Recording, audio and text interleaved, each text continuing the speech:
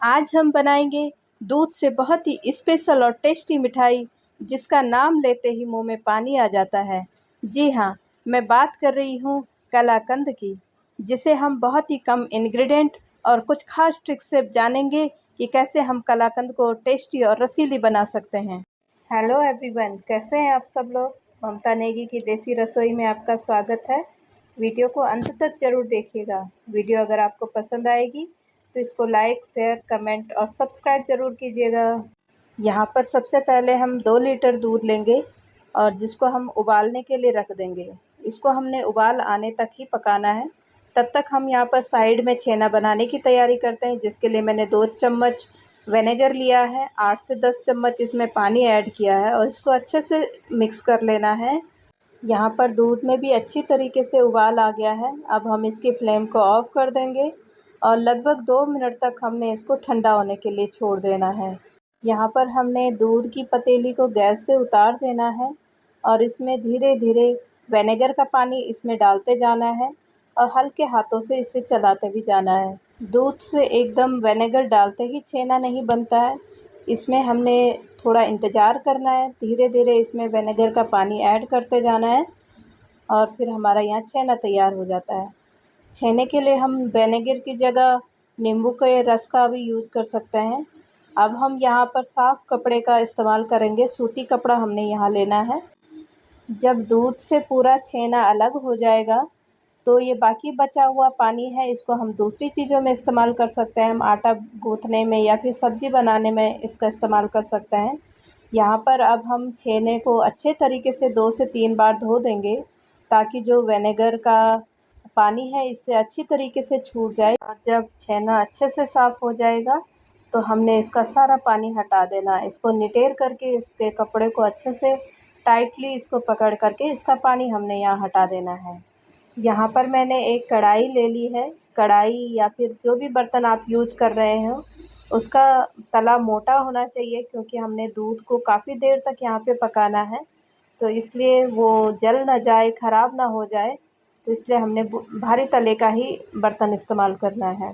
यहाँ पर मैंने 1 लीटर दूध लिया है और इसको मैंने यहाँ गरम करके इसमें एक उबाल आने तक इसको फुल फ्लेम में पकाना है और जब इसमें अच्छे से उबाल आ जाएगा तो हमने इसकी फ्लेम को मीडियम कर देनी है।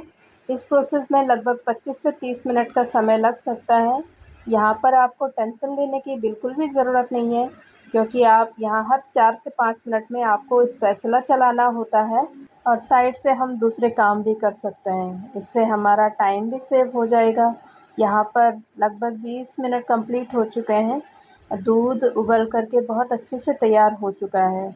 अभी इसने और पकना है, तब तक जो हमारा छेना है उसको हम तैयार कर लेते हैं। यहाँ हमने कपड़े से छेने को उतार देना है एक बर्तन में। यहाँ पर हमारा बहुत ही अच्छा और सॉफ्ट सा छेना बनके तैयार है। इसे हमने ज़्यादा कपड़े में निचोड़ा नहीं है, क्योंकि हमने इसका पनीर जैसा डो तैयार नहीं करना था, तो ये इसको हमने सॉफ्ट ही रखना था, तो इसलिए हमने इसको ज़्यादा निचोड़ा नहीं है। और जो हमारे पास ये तैयार छेना है इसको अब हम अच्छे से मैश कर देंगे।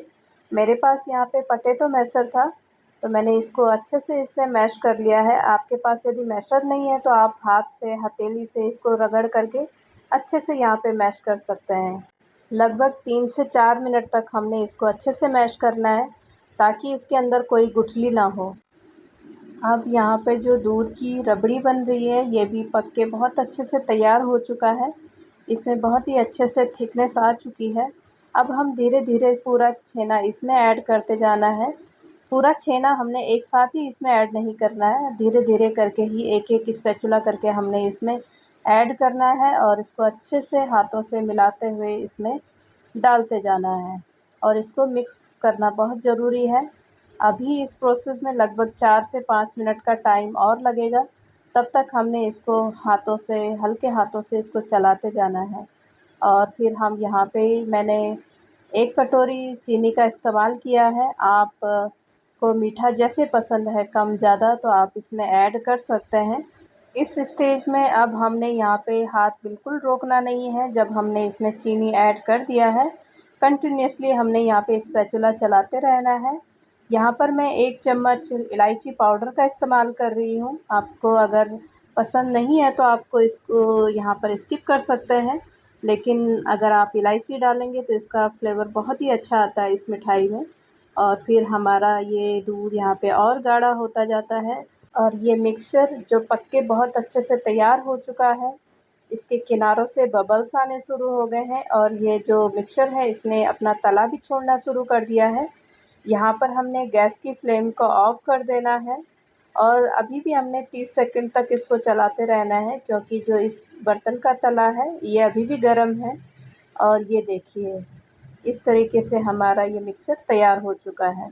अब हम एक बर्तन में इसको अलग से लोड कर देंगे किसी प्लेट में, या फिर मेरे पास ये टिफ़िन बॉक्स था बच्चों का, तो मैंने इसमें इसको निकाल लिया है। और इसके ऊपर आप अपनी पसंद के ड्राई फ्रूट्स गार्निशिंग कर सकते हैं।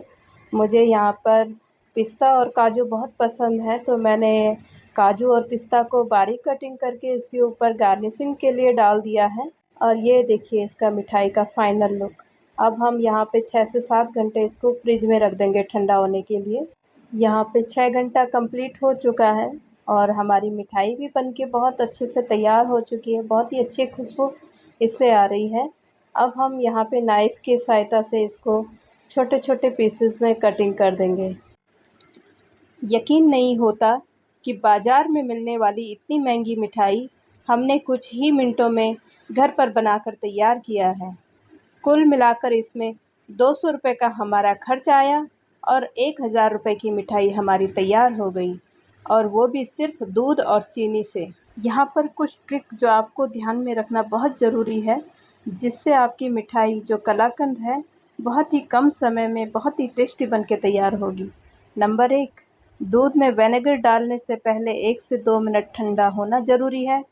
नंबर 2, विनेगर की जगह आप नींबू का इस्तेमाल कर सकते हैं। और नंबर 3, दूध की रबड़ी की जगह आप मिल्क पाउडर का इस्तेमाल कर सकते हैं। कैसी लगी आज की ये कलाकंद की रेसिपी आपको? ट्राई करके कमेंट ज़रूर कीजिएगा।